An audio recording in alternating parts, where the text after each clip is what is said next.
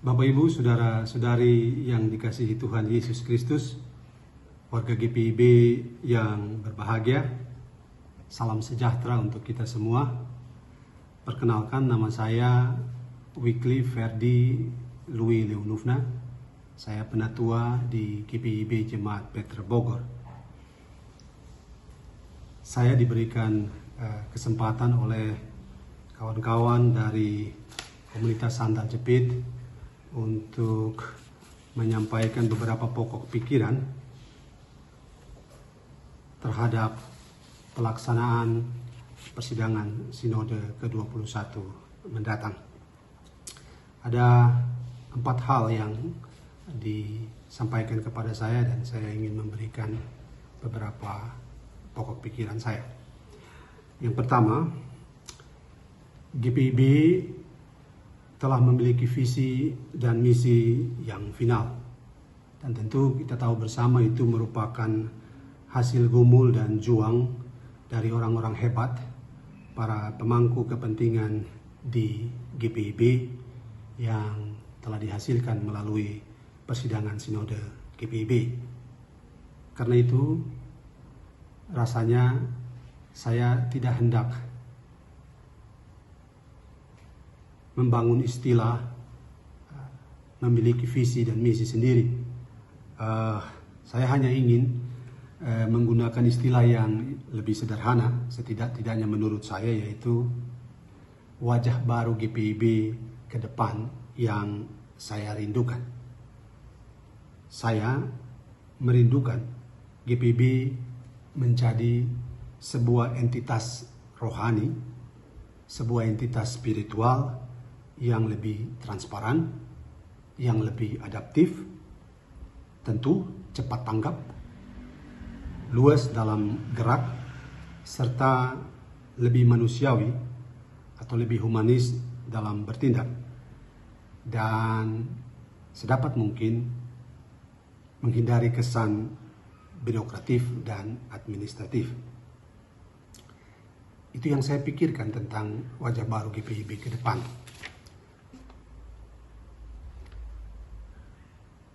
Bila kita melihat sejarah tumbuh kembang gereja, maka kita bisa paham bahwa ada 2 faktor setidak-tidaknya mempengaruhi tumbuh kembang gereja.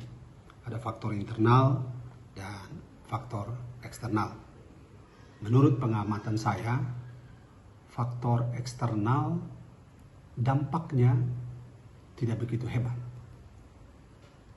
Tapi yang biasanya sangat dominan mempengaruhi gerak pelayanan dalam sebuah organisasi gereja, itu adalah hal-hal yang berada di dalam.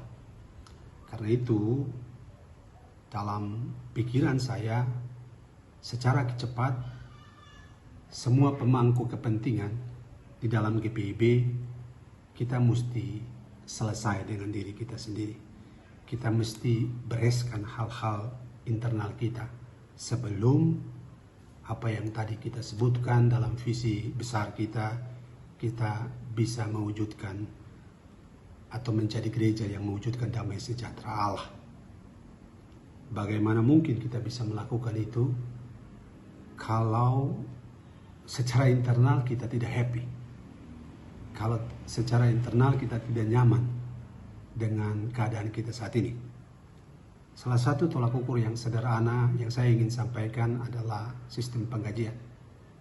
Kalau ditanya kepada pendeta-pendeta GPIB saat ini, apakah sistem penggajian yang mereka peroleh saat ini sudah sesuai atau tidak?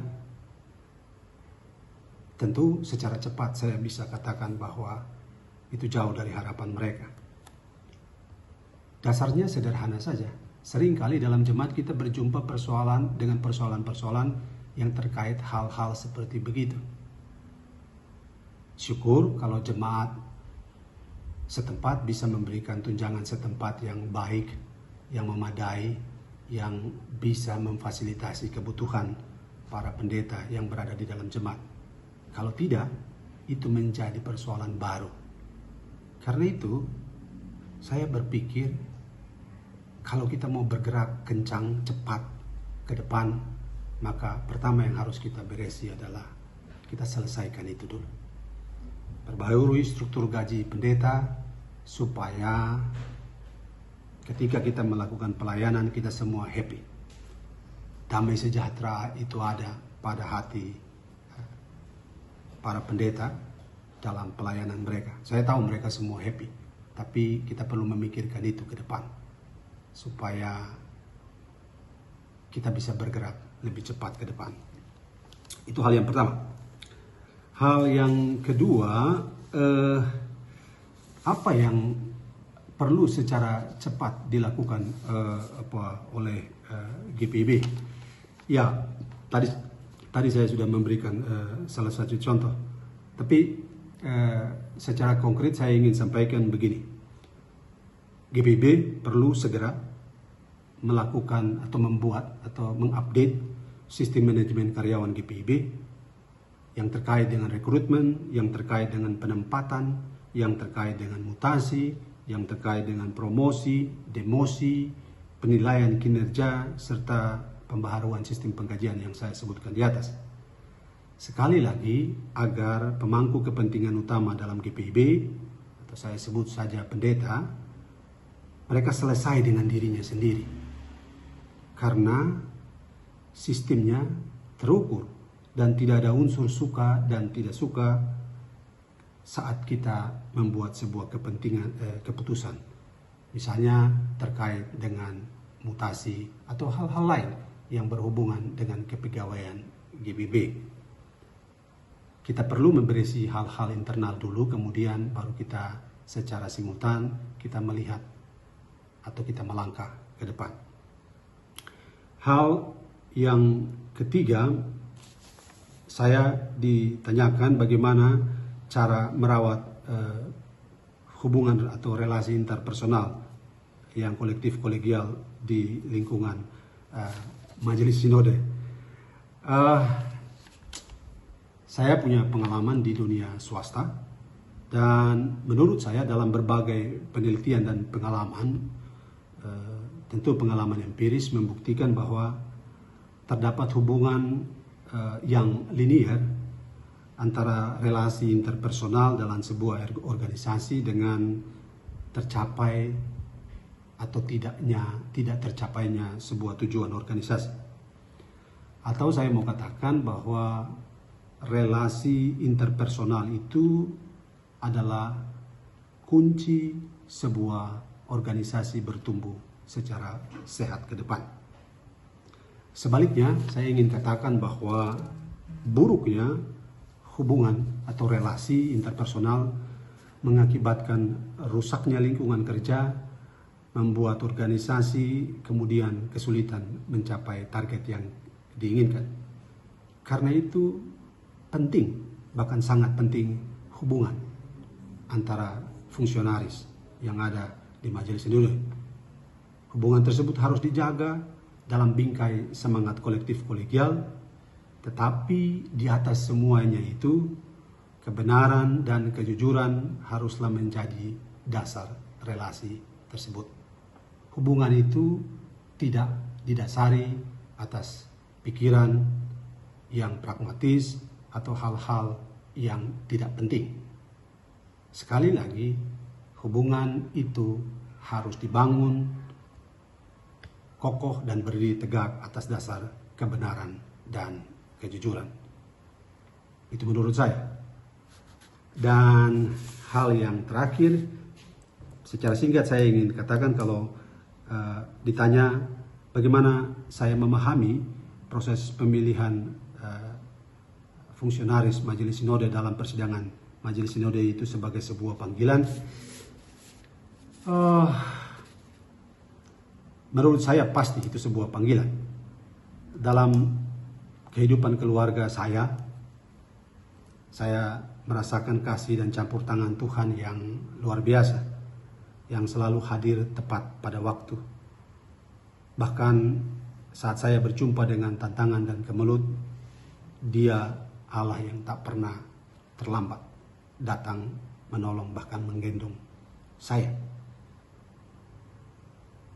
Saat ini saya aktif bekerja di sebuah perusahaan swasta, dan dalam berbagai keterbatasan yang saya miliki, saya tidak menyangka saya bisa mencapai atau berada di titik seperti begini. Dan saya merasa semua yang saya peroleh, semua yang saya capai, dan semua yang saya alami dalam kehidupan saya ini, itu semua terjadi hanya karena kasih dan kemurahan Tuhan. Karena itu, saya merasa bahwa apapun yang akan saya lakukan ke depan terkait dengan gerak pelayanan dalam Rumah Besar GPIB, saya percaya saya lakukan itu sebagai bagian dari menunaikan bagian saya. Karena Allah telah menyelesaikan bagian Allah. Saya lakukan itu semuanya dalam kerangka menyatakan syukur atas kasih dan kemurahan Allah yang dinyatakan dalam kehidupan saya.